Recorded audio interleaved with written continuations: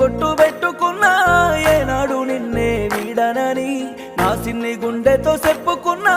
నా సిరి మళ్ళీ విను అని పెద్దమ్మ తల్లికే మొక్కుకున్నా నా పిల్లకి ఏ కష్టం రావద్దని ప్రేమించిన పిల్ల నా ఇంటికే ఇల్లాలుగా తను రావాలని తల మీద నేను పెట్టు కూరేగుతున్నాను రాకుంటే ఆ తలను నరికేసుకుంటా